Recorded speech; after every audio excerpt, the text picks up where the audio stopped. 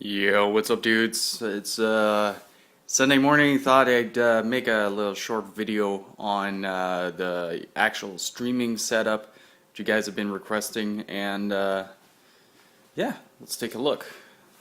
This is the main desk. This is where kind of like all the magic happens. As you can see, use two simple monitors for the PC with the mixer underneath and the TV right there. This plays the majority of the games. Currently has Neo Geo Battle Coliseum. As you guys might remember that one-shot stream we did, where the dancing chick comes from on the main screen whenever we start the stream. So yeah, let's shortly take it through. So I'm gonna give you guys a little bit of the details of what's going on right here, right now.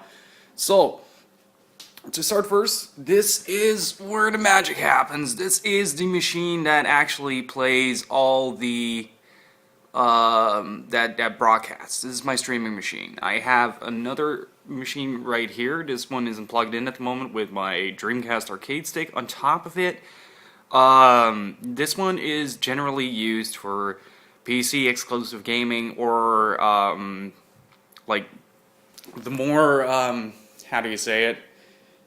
Resource intensive animation jobs or recording jobs that I have to do.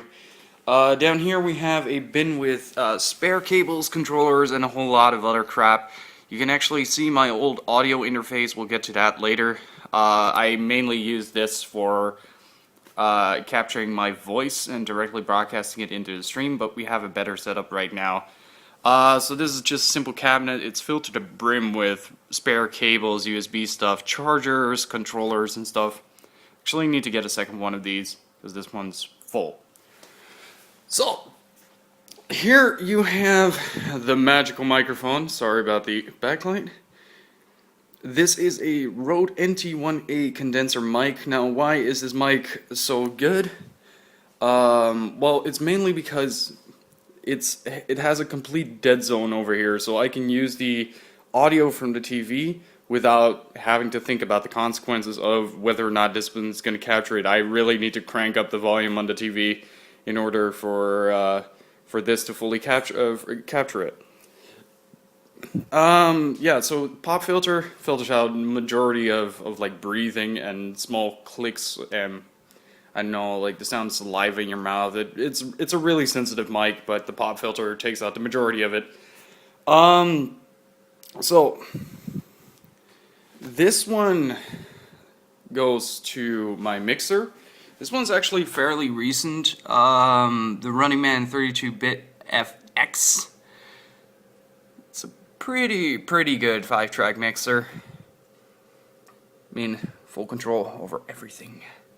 Can make magic happen. This is the wondrous echo you guys have been hearing. So this is where the microphone goes directly into, but this is also where I usually, on the guiltier nights, I usually take the audio from. So this one is hooked to the PC using a USB cable, and I transfer the playback device back into the mixer and capture the incoming signal through the mixer and sending it back out.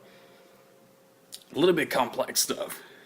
So two basic monitors. This is where I usually have my chat. I'd like to keep it close to where I'm gaming so that I don't have to tilt my head away too much from the screen. It's kind of nice. An old ass monitor. Now this is where the majority of magic happens. Ooh, let's walk around the mic. It's on a standard foot stand, so got the PS4 Pro here. This is mainly my Guilty Gear machine with my Street Fighter Tournament arcade stick. This is hooked up to the back, actually, with a broke PlayStation 3 to PlayStation 4 converter. This one is going directly into the splitter. This thing right here is magical. To explain why people need a splitter is actually fairly simple. The signal coming from the PlayStation to this is HDCP protected. There's content protection on the signal. This, however, broadcasts its own signal from this into the capture card. This is an Elgato HD60. Highly recommended if you are looking for a very simple capture device that really The sound that comes out of this thing is amazing. I just want to add that. This sound is really good. So this strips the HTTP signal, sends it into here so that you don't suffer from content protection, say like you're streaming Tales of. If you try to stream it directly from the PlayStation 4, it just blocks it. Alright, and you see a separate HDMI cable. This is actually the PlayStation 4's HDMI cable, because the one that's plugged in right now is the PlayStation 2. This is my American PlayStation 2. I was playing some Neo Geo Battle Coliseum while I was drinking coffee, and this one goes all the way across my desk in a messy mess of wiring, which I can't stand, to the mini AV2 to HDMI. This upscales to 720p because the 1080p looks damn awful on some of the consoles. Reason why I got this was because retro consoles are fairly hard to capture in general. So this goes to the PC with the USB. This goes all the way down back into the PC. This is what powers it. Then the output goes back into this one to strip all like remaining protection things, because for some reason this one has HDCP protection as well. Then goes into the capture card. Capture card goes back into the PC. So that's why you get a lot clearer imagery right here. Because otherwise, like, because you're using an HD TV, it tends to get a little distorted at times. So honestly, it was a great thing. Like, it's not a FrameMeister. It's not a FrameMeister. FrameMeister is like the top notch of this. It's a nice little switch on the side as well. I didn't show that. The switch is between 720p and 1080. As I show you guys, it's on 720p right now. It just looks better.